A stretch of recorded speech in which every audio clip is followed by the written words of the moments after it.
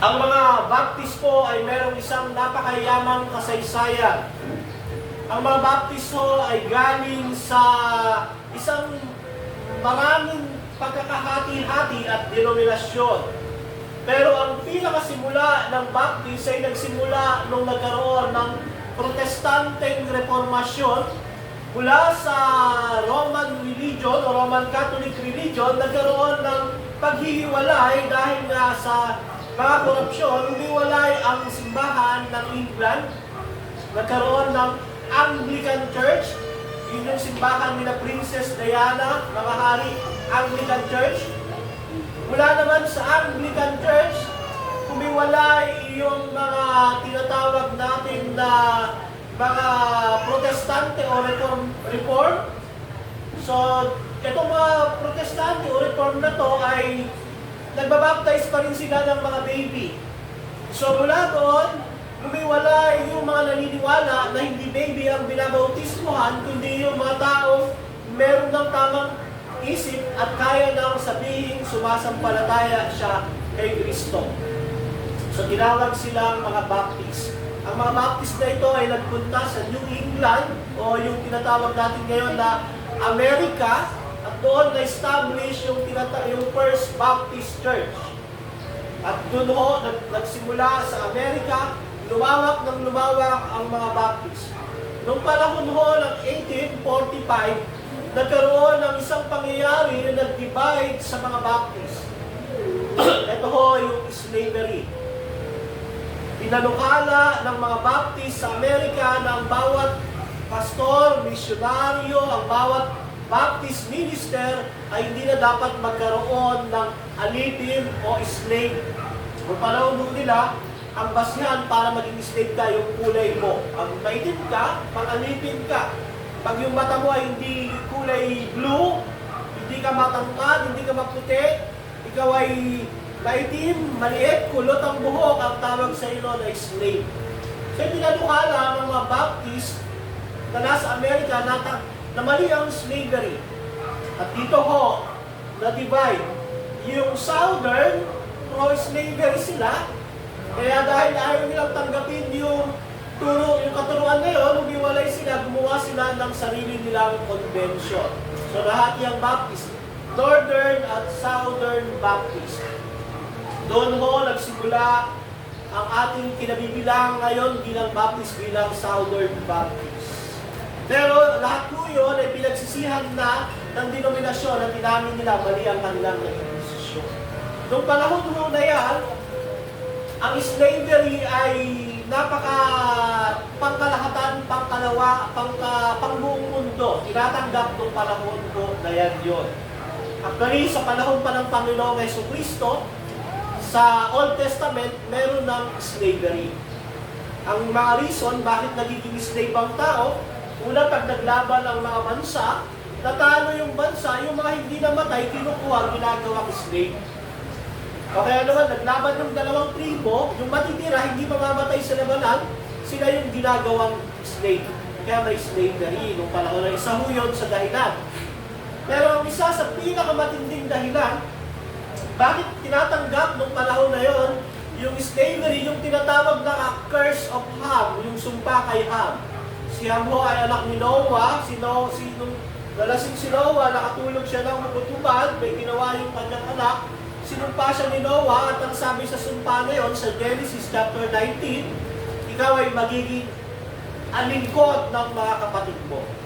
Na ginamit ng mga naniniwala sa slavery ayon sa maling konteksto o out of context. Kaya justify nila o sinasabi nila tama ang slavery, pero mali po. May ibang reason naman kung bakit slavery yung tama.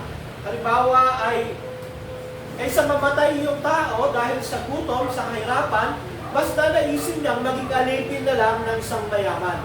So yun o yung tama. Halimbawa naman, yung hari, kaysa patayin yung mga natatalo sa digmaan, gagawin na lang alipin o slave.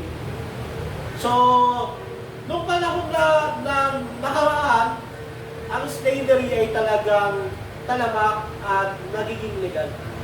Sa panahon naman natin, hindi naman na slavery ang tawag natin ngayon. Iba na ang tawag nila diyan. Yung iba, na mga critical mag-isip, tinatawag nilang employment. Hindi naman masama kung kailangan mo mabuhay, kailangan mo ng trabaho. Pero ang masama ko, pag yung amo mo ang tingin sa iyo ay slave, yun ang masama. Di ba may mga nag-a-abroad? Pagdating doon, binubugbog, kinakawawa ng amo nila, yun ang masama. Pero kung nagtatrabaho ka, ang magiging amo mo, ang kaisipan niya, hindi ito slave, ito ay empleyado, katuwang, kailangan mo itong mahalin, yun yung tama. At sa ating topic ngayon, masigit sa pagiging alipin ng kalagayan ng mga taong wala kay Kristo. Mas kawawa sa isang alipin ang kalagayan ng mga taong wala kay Kristo. At bilang Pilipino, hindi tayo Israelita, iyon ang dating kalagayan natin. Bilang mga wala kay Kristo, iyon ang kalagayan natin. Mas kahabag-habag sa isang alipin. Pagkapatuloy tayo sa pag-aaral sa libro ng Epeso, makibukas mo kayo sa akin sa Epeso chapter 2, 11 to 22. Epeso chapter 2, 11 to 22.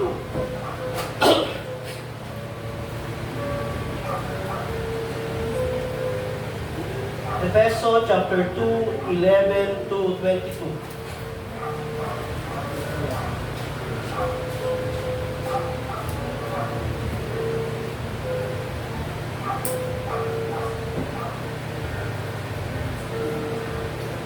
Say amen po pag nandun na.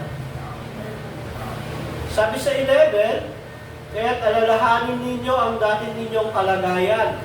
Kayo'y pinanganak ng mga hentil at di tuli. Ang tawag sa inyo ng mga Hudyo. Ang mga Hudyo naman ay pinatawag ng mga tuli dahil sa ginagawa sa kanilang katawan. Sa 12 nung panahon iyon, iwalay kayo kay Kristo, hindi kabilang sa bayang Israel, at hindi saklaw ng tipan na namamatay sa mga pangako ng Diyos. Noon nabubuhay kayo sa mundo ng walang pag-asa at walang Diyos. Ngunit ngayon, dahil sa inyong pakikipagkaisa kay Kristo Jesus, kayo na dati malayo inilapit sa pamamagitan ng dugo ni Kristo. Sapagkat si Kristo mismo ang nagbigay sa atin ng kapayapaan. Dahil pinag-isa niya ang mga Hudyo at ang mga Hentil sa pamamagitan ng kanyang katawan. Iniba niya ang pader ng alitan na naghihiwalay sa atin at pinawalang bisa niya ang kautusan kasama ang mga utos at mga alituntunin nito upang mula sa dalawang lahi ay makalikha siya ng isang bagong bayan na nakipag-isa sa kanya at sa gayon magkaroon ng kapayapaan sa pamamagitan ng kanyang kamatayan sa krus. Nilakasan niya ang alitan, ang kanilang alitan, pinagkasundo sila sa Diyos at pinagbuklod sa isang katawan. Naparito nga si Kristo, ipinangaral niya sa lahat ang magandang balita ng kapayapaan. Na sa inyong mga hentil, na nooy malalayo at sa mga Hudyo na malalapit.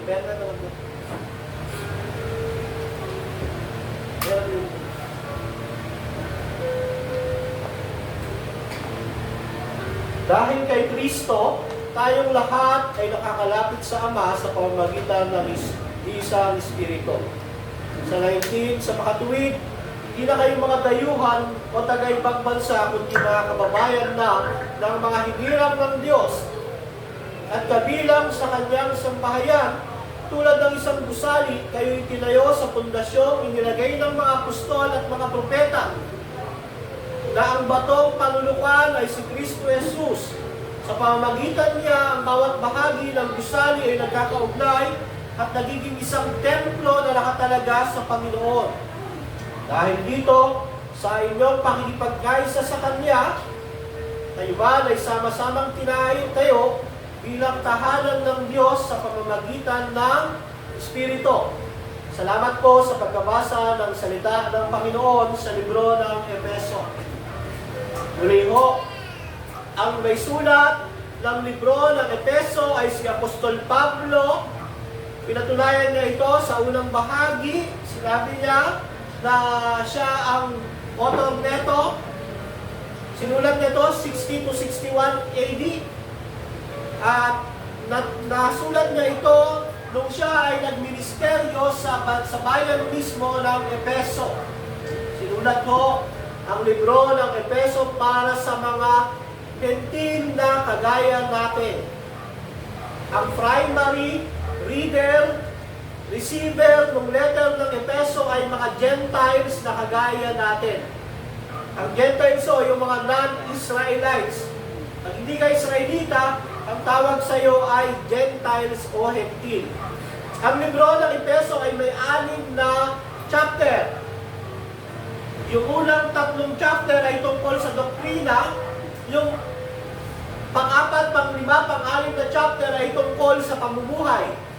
Muli, ang tamang katuruan at doktrina ay magdadala sa tamang pamumuhay. Ang maling doktrina at katuruan ay magdadala sa maling pamumuhay. So dito, ipinakita, tinuro ni Pablo sa sulat ng Epeso, unang kalahati, doctrines, pangalawang kalahati, right living. Right doctrines will always lead to right living. Subat din. Subat. Hello. So sinulat niya ho ito nung siya ay nasa Roma, nakakulong. Pinadala niya ang sulat sa Efeso sa kay Tiquico para ma-receive ng mga taga-Roma.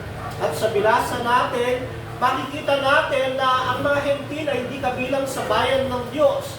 Hindi kabilang sa pangako ng Diyos. Tayo ay mga hiwalay sa Diyos.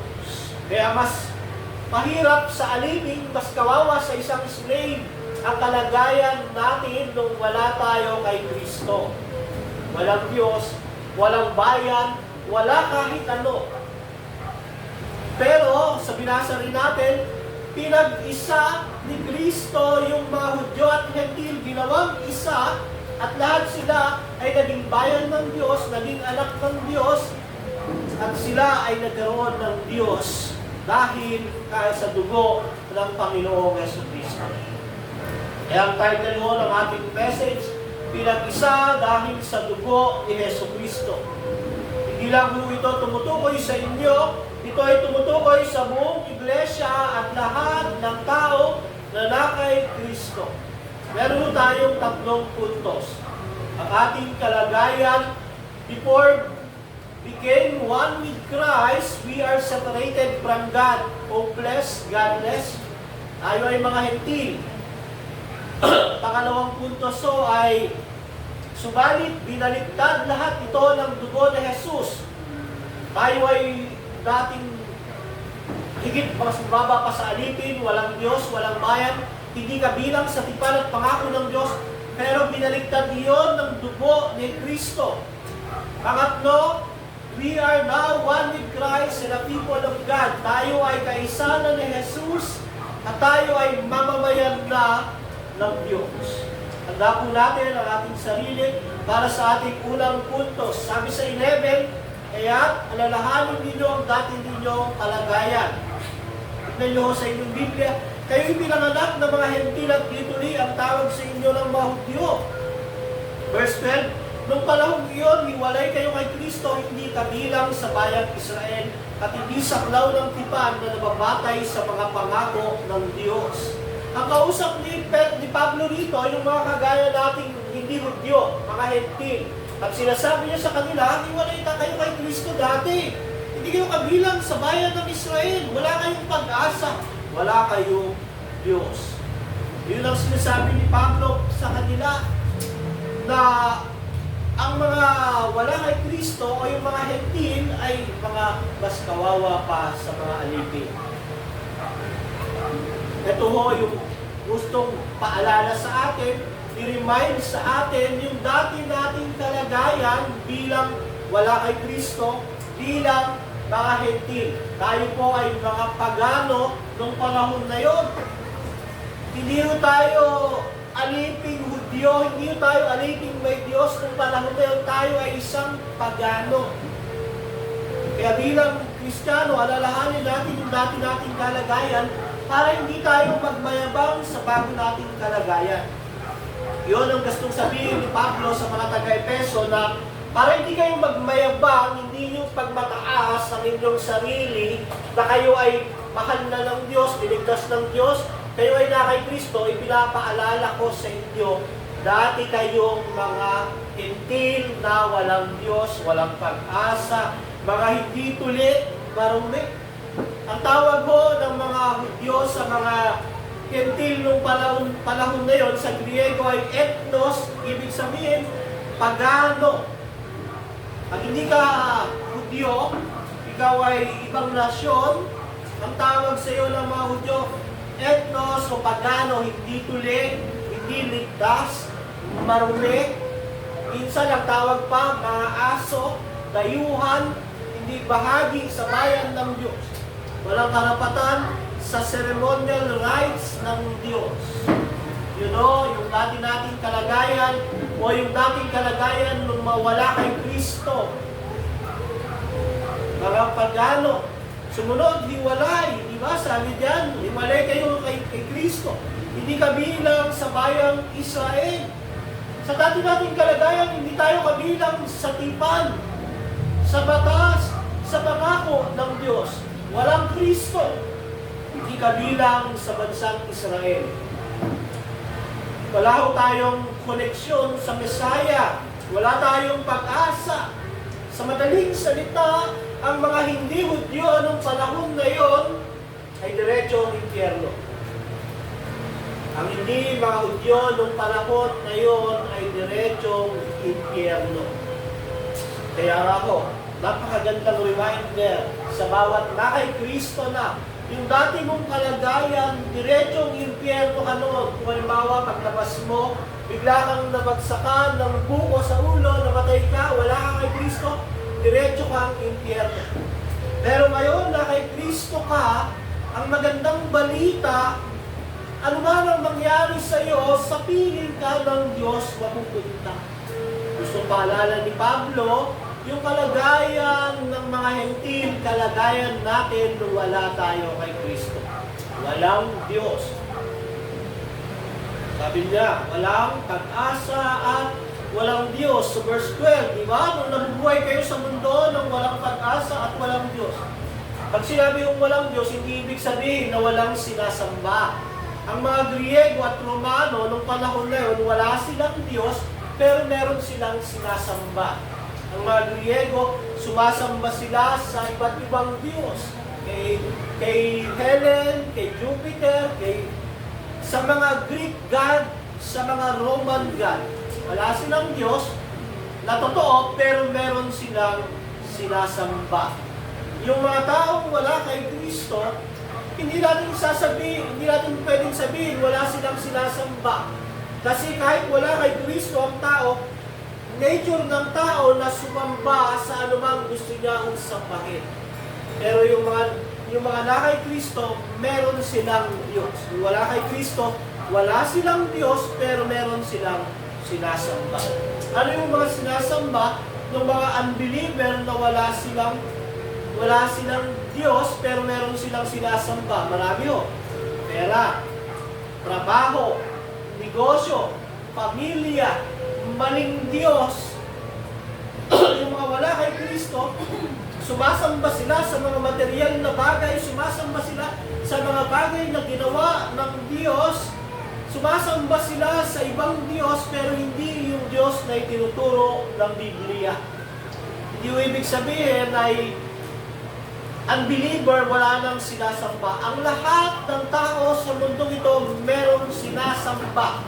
In reality, hindi mo pwedeng sabihin wala kang Diyos. Itis ako, totoo, wala kang Diyos, pero meron kang sinasamba. Consider yung sarili mo, yung asawa mo, yung anak mo, yung pera mo, yung trabaho mo. Ganyan ang kalagayan ng mga wala kay Kristo. Ganyan ang kalagayan ng mga Gentiles noong panahon na yun. Walang Diyos, pero merong sinasamba. Pero ang tao, pag sumampalataya kay Kristo, meron na siyang Diyos, meron na siyang sinasamba, at ang sinasamba niya ay ang Diyos ng Biblia. Hindi na siya separated. So dati nating kalagayan, mga kapatid, tayo ay mga pagano at hiwalay sa Diyos. Pero dahil kay Kristo, dahil sa dugo ni Kristo, yung kalagayang iyon ay nagbago, yung kalagayang iyon ay gumanda, pinagandahan ng Diyos. Yung dating walang pag-asa, papuntang impyerno, yung dating walang Diyos pero sumasamba sa hindi Diyos, dahil doon kinamumuhian at kinapuputan ng Diyos na bagong kalagayan dahil sa dugo ng Panginoong Jesucristo. Ngayon umagang ito, kapatid, saliksikin mo ang sarili mo. Meron ba akong Diyos? Ako ba ay na kay Kristo na? Yung sinasamba ko bang Diyos, yung Kristo ng Biblia? Sa panahon mo ngayon, lahat halos ng relihiyon meron silang Kristo. Pero ang tanong, yung Kristo ba na sinasamba nila natin? Yung Kristo na kabuuan ng Biblia, yung Kristo na tinuturo sa lumang tipan hanggang bagong tipan, Genesis to Revelation. Kaya nga po, napakahalaga sa bawat Kristiyano ang pagbabasa, paghimay-himay ng salita ng Diyos. So natapos tayo sa unang puntos, yung dati nating kalagayan. Ngayon, binaliktad lahat ito dahil sa dugo ng Panginoong Jesucristo. Binaliktad lahat dahil sa dugo ni Kristo. Dahil sa dugo ni Kristo, yung dating pagano, dating walang pag-asa, nakipagkaisa kay Kristo. Sa 13, sabi niya, ulit ngayon. Dahil sa inyong pakikipagkaisa kay Kristo Jesus, kayo na dating malayo, inilapit sa pamamagitan ng dugo ni Jesus. Malayo ka sa Diyos. Napakalayo mo sa Diyos. Kumbaga ho, ang buhay natin, wala tayo kay Kristo, napakalayo natin sa Diyos. May sinasamba tayo, pero hindi yung Diyos ng Biblia, malayo sa Diyos, at papunta tayo ng impyerno nun. Mayroon ng welcome banner nga sa impyerno nun. Kung wala ka pa kay Kristo, may mga taong wala kay Kristo, meron ng tarpaulin sa kanila sa head, nakalagay doon, welcome. Iniintay na lang yung pagdating mo. Pero nung sumampalataya ka kay Kristo, nabura yung banner ngayon, nakalagay doon, you are not welcome. Doon ka na sa langit, merong banner, welcome to heaven. Bakit? Dahil sa dugo ng Panginoong Jesucristo. Bakit ka papasok sa langit? Bakit ka magiging anak ng Diyos? Bakit magbabago ang buhay mo? Dahil sa dugo ng Panginoong Jesucristo. Pag sinabi yung dugo, simple sa kamatayan ng Panginoong Jesucristo. Yan ang sinasabi ng ikalawang Korinto 5:17, 2 Corinthians 5:17.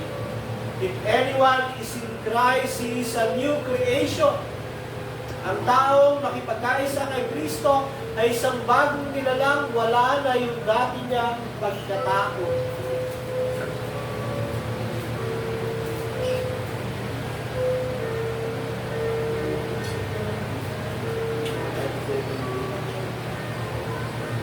Diba mga kapatid, pag ikaw ay na kay Kristo, wala na yung dati mong pagkatao, yung pagiging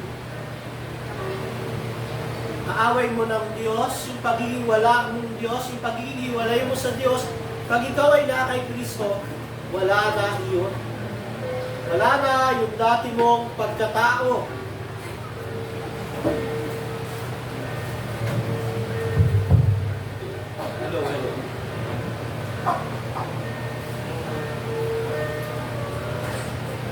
Hello. Hello. Oh, sabi po ng ikalawang Korinto 5:17, ang mga tao nakipagkaisa kay Kristo ay isang bagong nilalang, wala na yung dating pagkatao. Sabihin mo sa katabi mo, wala na po yung dati mong pagkatao pag ikaw ay na kay Kristo. Wala na yung pagiging masungit mo.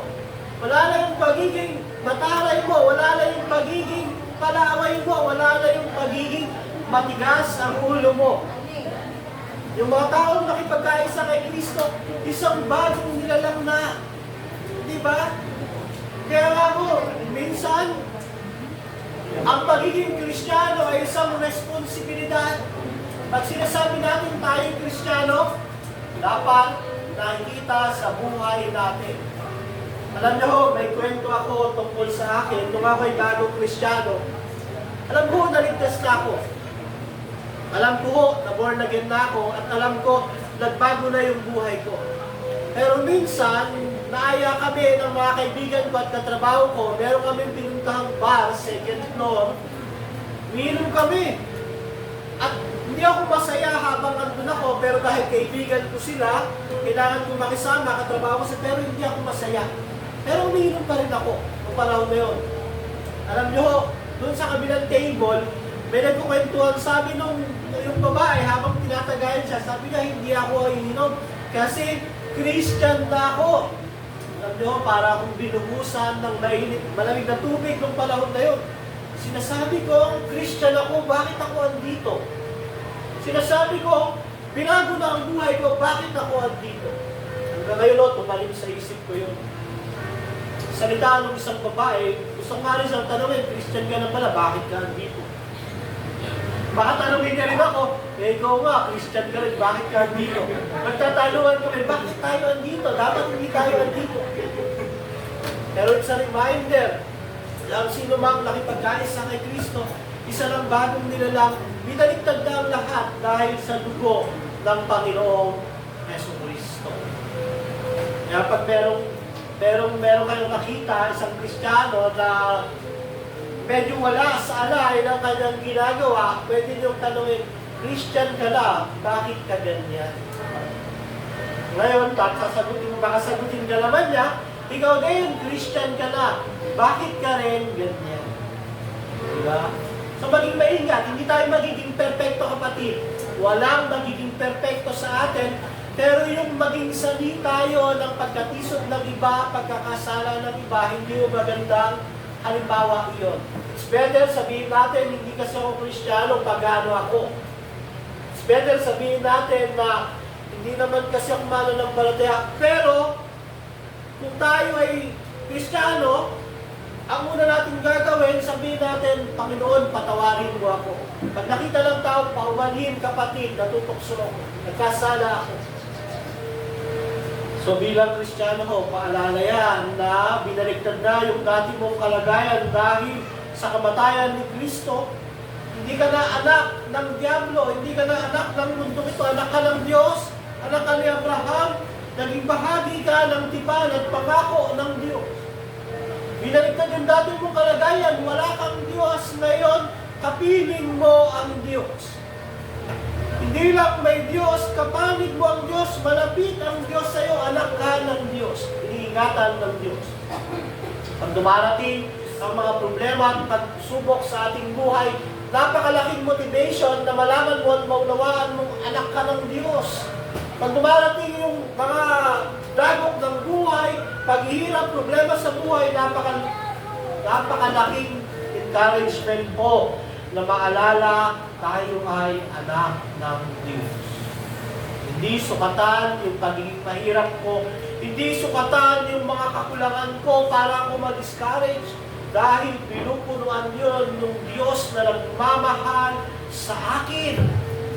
Kaya mo bang sabihin yun? Pag talagang puno ka na ng problema, pag puno na ka na ng kabigatan, parang gusto mo nang bumigay.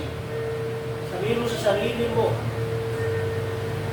anak ako ng Diyos, kasama ako ng Diyos, kakampi ko ang Diyos. Pagkasabi mo noon, sabay kuha ka ng tali. Sabit mo noon, lagyan mo ng kumot sa kamahiga. Huwag niyo ang tatali sa leeg. Kakaisipin niyo, gabi si Pastor, kukuha ka ng tali, anak ko ng Diyos, kukuha kayong tali, lalagyan niyo ng kumot, mahiga kayo at magpahiga sa mag-isip. Anak ako ng Diyos.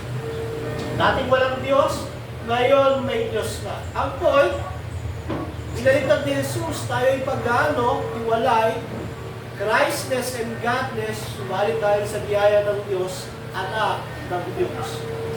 Kaya kasabi niya sa 16, pinakasan niya na ang kanilang alitan, pinagkasundo sila sa Diyos at pinagbuklod sa isang katawan. Naparito nga si Kristo, pinangaral niya ang sa lahat ng magandang balita ng kapayapaan sa inyong mga hentil na nooy malalayo at sa mga Hudyo na malalapit. Ang challenge, nabubuhay na ba tayo sa kalagayang ibinigay ni Kristo para sa atin? Nabubuhay na ba tayo bilang mga anak ng Diyos? Nabubuhay na ba tayo na may kagalakan? Nabubuhay na ba tayo na sa kabila ng problema, pagsubok, nagiging matatag tayo dahil anak tayo ng Diyos, mahal tayo ng Diyos dahil kay Kristo? Minsan kasi, hindi natin maunawaan ang buhay. Napakahirap intindihin ng buhay na kinilalagyan natin. Minsan, di ba yung pangarap natin na buhay, hindi yun ang kalagayan natin? Di ba? Minsan, yung asawa ko, hindi masisip, parang hindi ako yung pangarap ng magpangasawa kaso ako yung binigay ng Diyos Wala tayong magagawa. Ako yung binigay ng Diyos. Kaya minsan, pero alam niyo ho, kahit gano'n, mapalad pa rin naman siya sa akin. Kasi anak ako ng Diyos. Mahal ako ng Diyos. Diba? Hindi yun ang ina-expect natin na nangyari sa buhay natin. Pero kailangan tayo magpasalamat dahil yun ang kalooban ng Diyos. Kahit ako, never in my life, nung binata ako, nung college ako, naisipin ko, magiging pastor ako. Alam niyo, tingin ko sa mga umawak ng Biblia noon, yan yung mga tao naman magka-drugs yan, tapos hindi kinaya yung drugs. Ang ginawa dahil sa drugs, nag-trip, binawakan yung Biblia, nagbasa, na born again. Ganun ang tingin ko noon. Wala sa kaisipan ko na magiging pastor ako. At sa kanto namin, pag kami nalalas, binabalibag namin yung simbahan. Kasi pag Sabado, araw ng sahod, araw ng inuman, maingay sila, nagpa-practice sila ng praise and worship. Ito nga gawin namin, pagkatapos iingay na itong mga ito. Nagkukwentuhan kami dun sa gilid ng may maningis. Alam nyo, ang kalooban pala ng Diyos, gamitin yung testimony na yon para ipakilala ang Diyos bilang soberanong Diyos na gumagawa ng mga bagay sa buhay natin at nag-aayos ng mga bagay sa buhay natin. Ang pinakamagandang nangyari ho sa buhay ko, nang tawagin ako ng Diyos, iligtas ako ng Diyos mula sa ganong kalagayan. Walang Kristo, walang Diyos, pagano, hiwalay. Tinawag ako ng Diyos, binago ako ng Diyos. Kaya ako, ngayong Pasko, ang masasabi ko lang, nagpapasko akong may Diyos at merong magandang asawa. Kayo po, ngayong Pasko, kahit kulang ang budget, hindi sapat ang budget, pwede niyong sabihin, magpapasko ako ngayong taon na ito. Merong Diyos. At merong maganda yung asawa niyo, merong magandang asawa. Kung pogi yung asawa niyo, merong pogi asawa. Parang may kumongontra. O magandang nanay na lang po. Magpapasko ako ngayong taon, merong Diyos at magandang nanay. Magandang tatay. Pogi tatay na Manny. Tatawa si Manny. Alam niyo, kalokohan mo Manny, magaling ka eh. So thankful po ba tayo? Kahit maraming problem, kahit merong mga pagsubok, minsan, pati pagkain natin, minsan kinakapos, yung budget, hindi lang pagkakasyahin. Pero thankful po ba tayo dahil sa kabila noon, mas kaawa-awa yung ating kalagayan, kaawa-awa pa sa alipin, walang Diyos. Wala po tayong Kristo, pero nagkaroon dahil sa Diyos. So maging mapagpasalamat, maging thankful,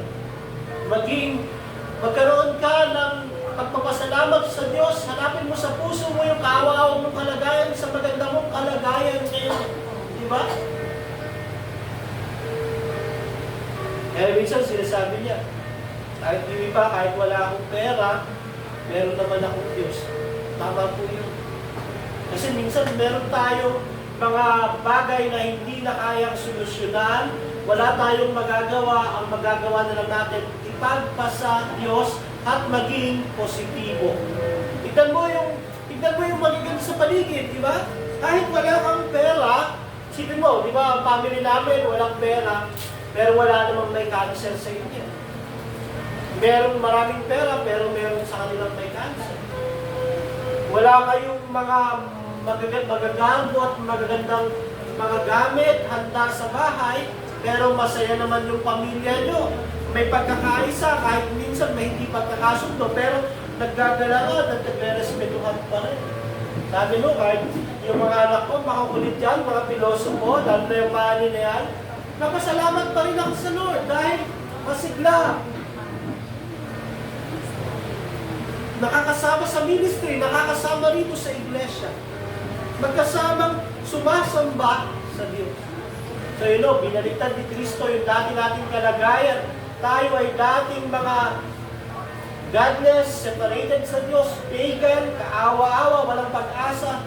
Naging anak ng Diyos, nagkaroon ng pag-asa.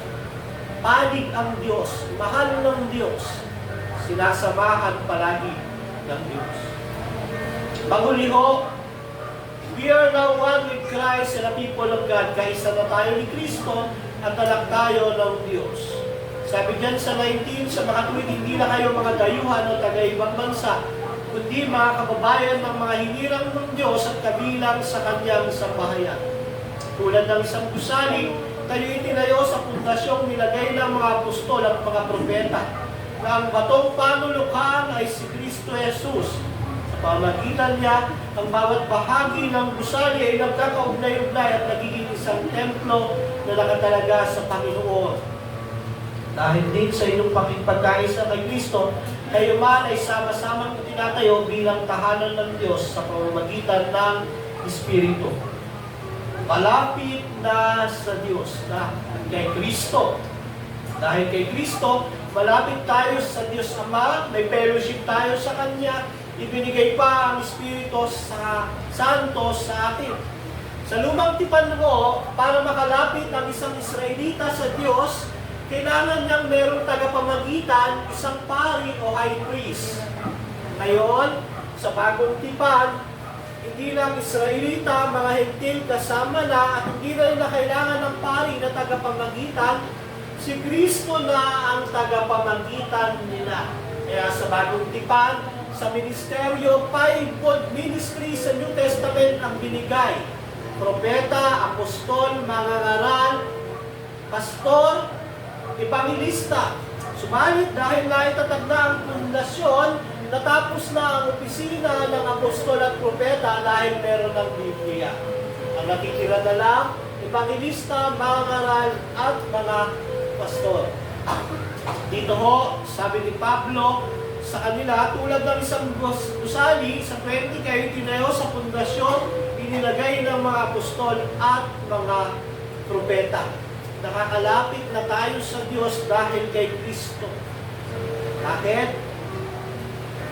Dahil ho, yung naglapit sa atin sa Diyos na banal ay ang nag-iisang anak ng Diyos, ang Diyos na nagkatawang tao. So, bukod doon, pamilya na ho tayo ng Diyos. Hindi na tayo mga dayuhan o taga-ibang bansa. Pamilya na tayo ng Diyos. Sa buhay natin na ito, napakahirap mamuhay ng walang pamilya. Sino ang mabubuhay dito na wala siyang pamilya? Yung nag-iisa lang siya, sino yung gusto ng ganung buhay? Yung wala kang nanay, wala kang kapatid, wala kang anak, kumbaga solo ka lang? Sa tingin ko, wala. Walang may gusto ng ganun. Walang may matinong kaisipan na ayaw niya na wala siyang pamilya. Pero dito, sabi ko dito, sa 19, kabilang na sa kanyang sambahayan yung mga taong na kay Kristo. Kabilang sa sambahayan ng Diyos. Naging pamilya ka ng Diyos dahil sa ginawa ni Kristo. Hindi ka lang naging citizen ng bayan ng Diyos, naging kabilang ka rin sa kanyang sambahayan. Hindi ka lang nagkaroon ng biological family, meron ka rin spiritual family at ito ang pamilya ng Diyos. Panghuli ho, merong matatag na pundasyon. Solid ang foundation natin bilang Kristiyano. Hindi tayo nakapundasyon sa pananampalataya na yung leader natin, pumunta siya sa kuweba, narinig niya yung salita ng Diyos, At yun na kaagad yung katuruan.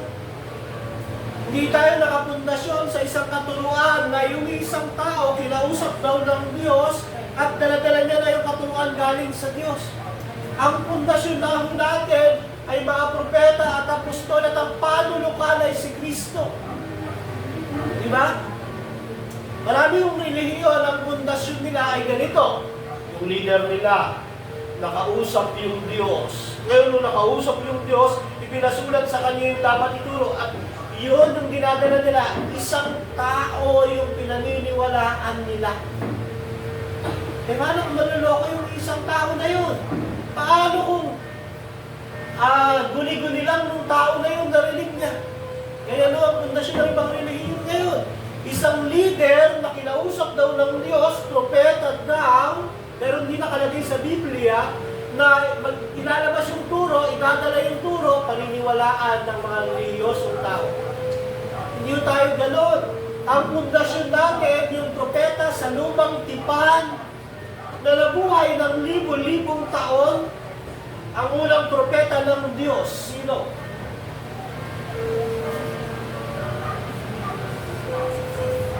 Sino ang unang propeta ng Diyos? Si Adan? Dato ang nakakausap ng Diyos, direkta, tinatawag silang propeta, lahat na nagsasalita para sa Diyos.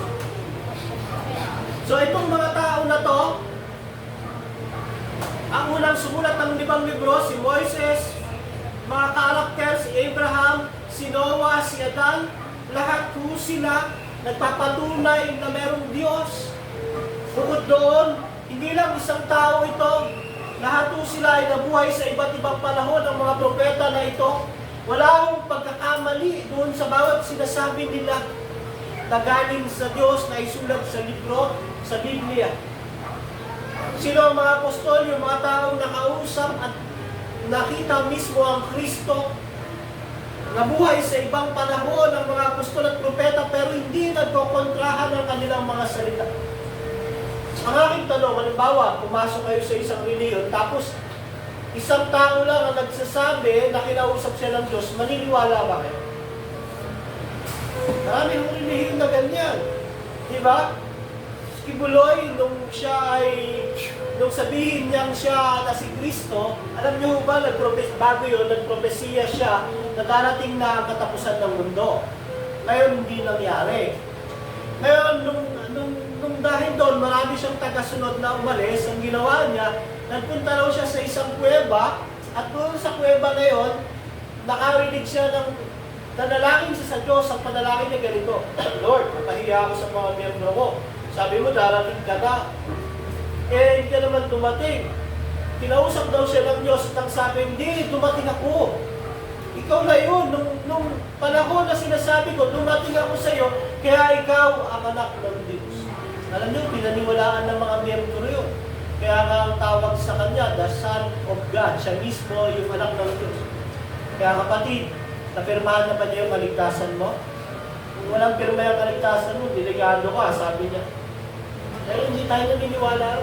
Kahit ang Islam, ganyan ang foundation na si Muhammad daw kinausap ng isang anghel at pinadala sa kanya yung sulat. Pero isang tao, tayo ho, nakapundasyon tayo sa mga propeta na nabuhay ng libo-libong taon na hindi nagkokontradik ang turo, nakapundasyon tayo sa mga apostol na nakita mismo si Kristo, nakausap si Kristo. At ang apostol at propeta, nakapundasyon kay Kristo, siya ang batong panunukal. Which is pag sinabing apostol at propeta, tumutukoy sa Biblia, the Bible. Hindi tayo naniniwala dun sa claim ng iba na labas sa Biblia na sila raw ay apostol at propeta. Ang pinaniniwalaan lang natin yung tinuturo ng Biblia. Kaya nga ako, pag halimbawa, sinabi ni Pastor, kinausap ako ng Diyos, kapatid, ay punta kayo kapatid, delikado ng ulo. Sabihin ni Pastor, kapatid, kagabi nakausap ko ang Diyos at may bagong katuruan na ipinapadala sa atin ng Diyos. Delikado mo yun. Tapos na ho ang Biblia, kaya wala nang lalabas na apostol at propeta. Tayo ay naitatag na sa pundasyon ng propeta at apostol. Ang propeta at mga apostol ay tagapagpahayag ng salita ng Diyos at buhay na saksi ng Diyos. At ang narinig nila, sinulat nila nasa Biblia na ho, iyon.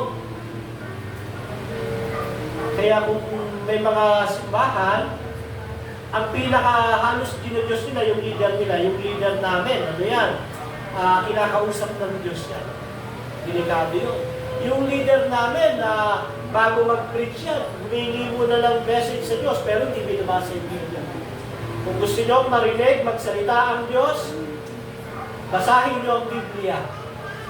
Kung gusto nyo marinig ng malakas ang salita ng Diyos, basahin nyo ang Biblia ng malakas.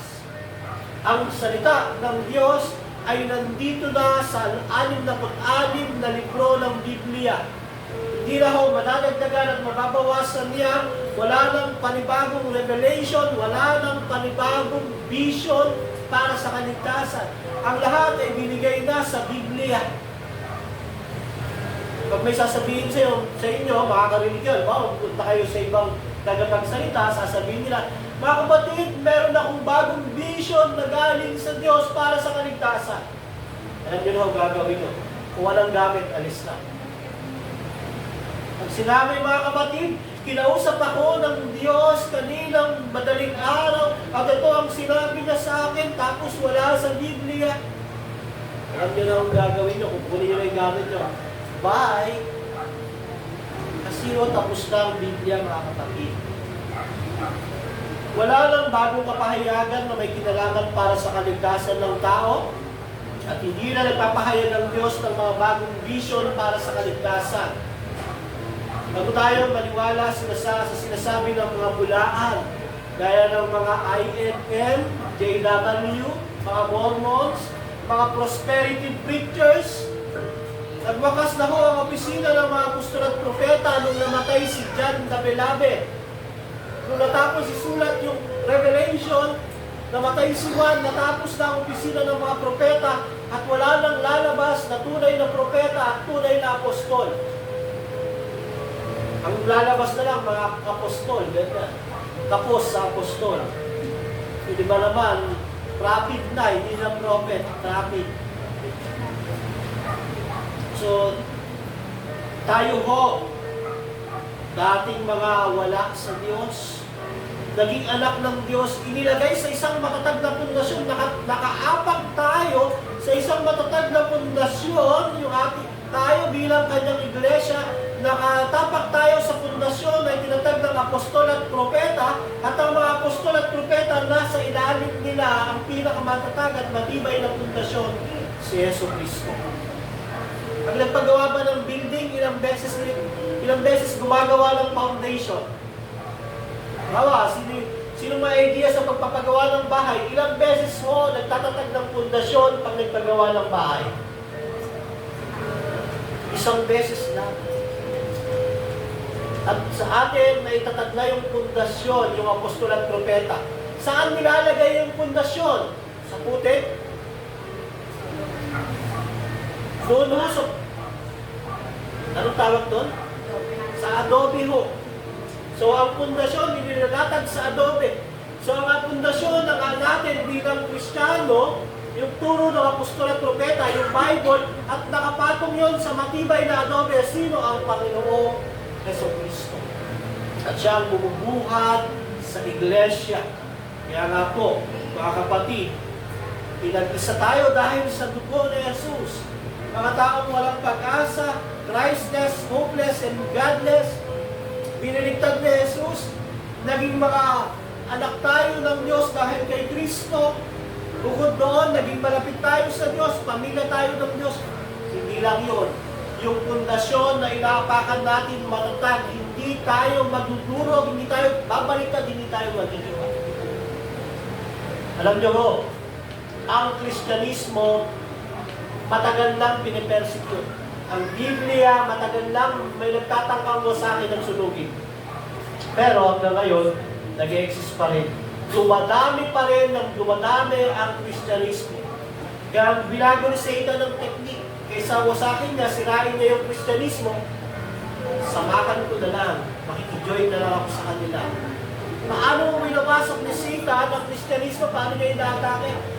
Sa pamagitan ng pagpasok doon, pagdadala ng mga maling gospel, kagaya ng prosperity gospel. Claim it, receive it, decree it, mga false teaching. Yung decisionism, na pag tinanggap mo lang si Jesus, ligtas ka na, hindi magbabago buhay mo. I-repeat mo lang yung prayer na to, ligtas ka na. Mga false gospel mo yan na dinadala ni Satanas para atakihin ng iglesia. Di ba? Nagpasok siya ng iba't ibang grupo ng mga kulto na sinasabi nila, di Diyos si Jesus. Anghel lang si Jesus. Si Jesus ay Diyos pero maliit na Diyos. Na hindi tinuturo ng Biblia.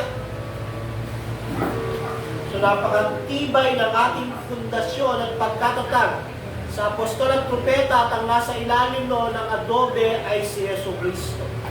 Kaya nga po, sa ating konklusyon, pinag-isa dahil sa dugo ni Jesus, dating hiwalay, binaliktad ni Jesus yung kalagayan natin, kapiling na ng Diyos, tayo'y pamilya ng Diyos, at tayo ay nasa isang matatag na pundasyon.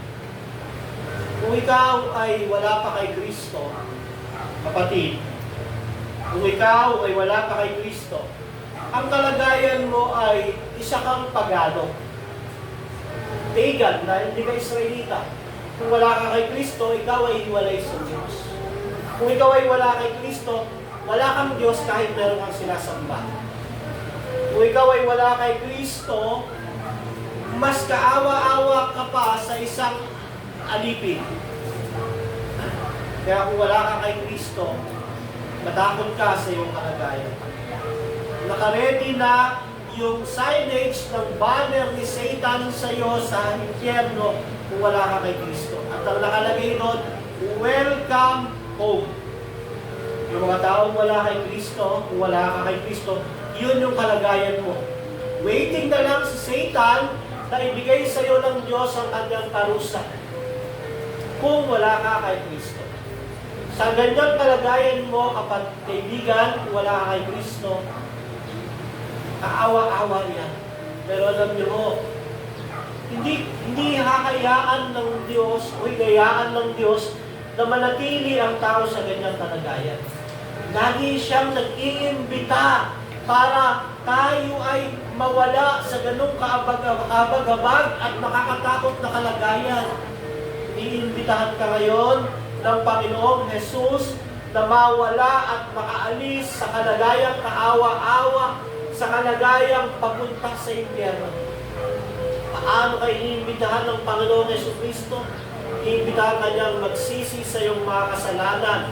Aminin mo na nagkakasala ka. Pagsisihan mo yun. At ang imbitasyon ng Ebanghelyo ay andito. Sumampalataya ka kay Kristo. Na si Kristo, yung Diyos na nagkatawang tao, ay namatay para tubusin ka mula sa kaawa-awa at kahabag-habag na kalagayan. Ang dugo ni Jesus ay dumanak sa krus ng Kalbaryo at nang sa ganon, hindi mo maranasan yung kaawa-awa at nakakatakot na paghatol ng Diyos sa impyerno. Gagawin mo lang, pagsisihan mo ang kasalanan at lumapit ka kay Kristo. At wag mo na itong patagalin, kapatid. Ngayong umagang ito, kung naririnig mo ang boses na ito at wala ka kay Jesus, ngayong umagang ito, lumapit ka na sa Kanya at ngayong umagang ito, papatawarin at babalik na rin niya yung kalagayan mo mula sa pagiging walang Diyos, magiging anak ka ng Diyos at kakampi ng Diyos. Pagsisihan, talikuran ng kasalanan, at manampalataya kay Kristo. Kung ikaw naman ay na kay Kristo, nakakagalak, kapatid. Wala na ang poot ng Diyos sa iyo. Wala ka na sa dati mong kalagayan. Nasa maganda kang kalagayan ngayon. Hindi ko sinasabi yung pagkakaroon mo ng pera, mayaman, mahirap. Hindi yun ang basihan ng kalagayan. Ang basihan ng kalagayan, yung estado mo sa harap ng Diyos. Kung ikaw ay na kay Kristo, ikaw ay nasa magandang estado at kalagayan. Daig mo pa ang milyonaryong wala kay Kristo na papunta sa impyerno. Mas maganda pa yung mahirap na wala kay Kristo, pero merong Diyos, mahal ng Diyos, at papunta sa piling ng Diyos. Kung ikaw, kapatid, na kay Kristo, magpatuloy ka. Magpakatatag ka. Anumang pagsubok ang dumating, panghawakan mo yung pananampalatayang ibinigay sa iyo ng Diyos. Work out your salvation. Work out the gift of faith that God gives to you. Because God is working in you. Magtatagumpay ka sa mundong ito. Mananatili kang matatag. Mananatili kang matibay sa kabila ng problema at pagsubok. Una, dahil sa pagkilos ng Diyos. Pangalawa, dahil sa pagkilos at pagtitiwala mo sa Diyos na kumikilos sa iyo. Kaya kung dahil Kristo ka, mahal na mahal ka ng Diyos, ang Diyos ay para sa iyo, magpakatatag ka lang, maging matibay ka lang, at magpatuloy sa buhay. Mga kapatid, sa mga kasama ko na kay Kristo, sumampalataya tayo ng buhay. Magpagamit tayo, maging tapat tayo sa ating Panginoong Jesus na namatay sa krus ng Kalbaryo. Nabayubay doon, dumanak ang dugo. Sambahin natin siya tuwing araw ng pagsamba. Manalangin tayo sa Kanya. Ialay natin ang ating buhay, ang ating oras at panahon sa paglilingkod sa Kanya. Patuloy tayo, kahit maraming problema, kahit maraming pagsubok, kahit minsan, hindi natin alam kung anong gagawin sa buhay natin na puro problema. Sa buhay natin na hindi ko alam kung ano bang masasabi nito, kung buhay pa ba o matatawag natin na problema na may konting buhay. Hindi na buhay na may konting problema, kundi problema may konting buhay. Pero itong maganda, dahil lang kay Kristo ka. Dahil ganyan yung kalagayan mo, kaya mong maging matibay at matatag. Dahil ang Diyos ay panig sa iyo, kakampi mo ang Diyos, kaya mong magpatuloy dahil sa Diyos. Nawa ko, tayo ay napagpala at nakita natin ang malaking biyaya na ginawa ng tag-iisa dahil sa dugo ni Jesu Cristo.